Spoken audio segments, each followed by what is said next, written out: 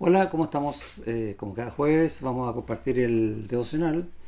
Ahora estamos terminando ya el capítulo 10 de Primera Carta a los Corintios, que por el contexto, el- la idea termina en el versículo 1 del capítulo 11. Y oramos. Señor, tu palabra es preciosa, ayúdanos a entenderla, ayúdanos sobre todo a aplicarla, para vivir según ella, para vivir en tu voluntad, en el nombre de Jesús. Amén. Eh, Uno a veces se pregunta cuál será la voluntad del Señor para mi vida. Y al mismo tiempo es bueno tener esta idea. Si Dios me escogió para tenerme en su mano, para estar en Cristo eternamente, entonces la voluntad de Dios debiera reflejar que Él o que todo lo que yo haga para Él es para su gloria. Y empezamos a juntar las dos cosas y vemos que el texto calza perfecto con lo que dice, sobre todo en el versículo 31, que es un versículo muy conocido, dice, pues si coméis o bebéis o hacéis cualquier otra cosa.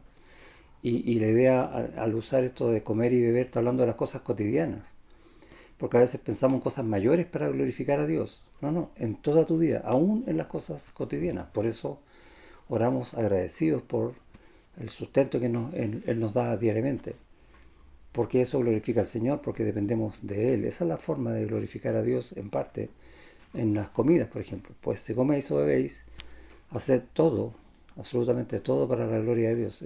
Como les dije, un versículo muy conocido y podría llamarse un versículo de vida para tenerlo en cuenta en nuestra vida en general cuando estamos orando, quizás cuando lo estamos pasando mal, saber que aún en mi necesidad de Dios o en la prueba que estoy pasando, tengo que hacer todo de manera de agradarlo a Él, glorificarlo a Él, aunque no entienda lo que yo esté viviendo.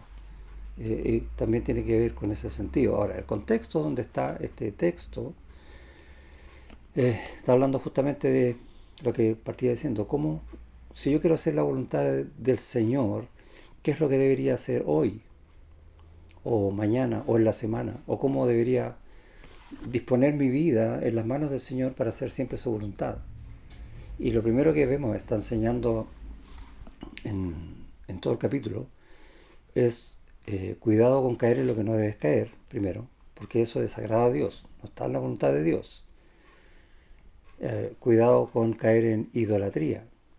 Y a veces pensamos que nosotros, porque estamos en Cristo, porque tenemos la palabra de Dios, porque nos juntamos, oramos juntos, nos reunimos los domingos para disfrutar de las cosas del Señor y de vernos y disfrutar el amor entre nosotros, difícilmente vamos a caer en idolatría.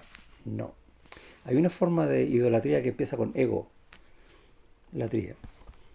Y esa muchas veces no nos vamos a dar cuenta que está presente en lo que decimos, en lo que pensamos, en lo que hacemos. Salvo que sobreponga eso el querer hacer todas las cosas, por pequeñas que sean, para la gloria de Dios. Nuevamente el versículo 31. Y ahí ahora entendemos el por qué está puesto ese versículo donde está puesto. Y también tener la idea, y esto quizás a veces no lo consideramos mucho, de que cualquier cosa que yo haga pensando en la gloria de Dios, tengo que pensar más en ti que en mí. Y eso es clave, porque el Señor no nos llamó individualmente para ser uno en Cristo separados con Él. Si me explico la idea, ¿no? Uno aquí y otro allá, pero todos en Él. No, nos llamó para ser una iglesia, un cuerpo, una familia en Él, para que este cuerpo funcione en su amor, amándose los unos a los otros como Él nos amó. Es el principal mandamiento que Él nos dio. Y en base a eso, entonces tenemos que actuar con humildad, poniendo al otro como mayor a uno mismo. Si no, no funciona. Y nos acordamos del texto allá en Filipenses 2, versículo 5. Haya pues en vosotros este sentir, el cual también hubo en Cristo Jesús. Y vemos entonces cómo trabaja esa humildad en pos del otro por amor al otro, al punto que el Señor se humilló hasta la muerte. Entonces, ¿qué cosas estamos considerando nosotros, reservarnos para nosotros y no darlas por amor a otro? Es otra forma de idolatría. Y puede sonar duro, pero es cierto. Y el texto es interesante en el versículo 32 que Pablo iba a decir, no seáis tropiezos No se hay tropiezo ni a judíos, ni a gentiles, ni a la iglesia de Dios. ¿Por qué dice eso? Porque podemos serlo. Y a veces no nos vamos a dar cuenta, y ese es el gran llamado de atención que hay acá. Como también yo, y aquí se va a poner Pablo como ejemplo, en todas las cosas agrado a todos. ¿En quién está pensando Pablo? En los otros. ¿Cuánto está pensando en sí mismo? Lo que piensa de él es cómo agrada a los otros. Y es impactante.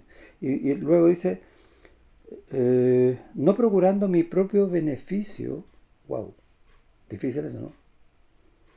Sino el de muchos, para que sean salvos. Y podríamos, si bien pensamos en aquellos que no conocen a Cristo, para que vean cómo Cristo obra en el corazón de ahora un creyente, para anhelar tener eso también él, el no creyente.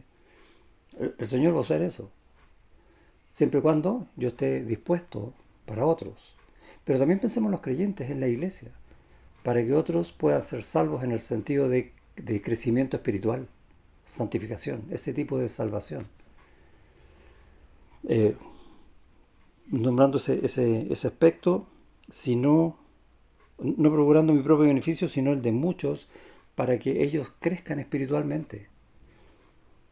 Y agrega, y esta es la frase que a mí siempre me derriba en algún sentido, mi propio orgullo, mi propia soberbia, y quiero que también tú tengas este mismo sentir. Sed imitadores de mí, así como yo de Cristo. ¿Quién puede decir eso? Tú puedes pensar, solo Pablo. No, no, no. Tú también puedes decir eso cuando actúes con este mismo corazón, pensando en el otro, dándote al otro. Porque para eso nos llamó Dios.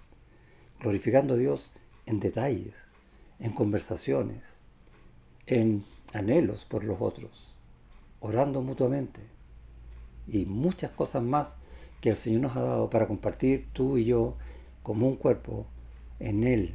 Es precioso. Dios te bendiga.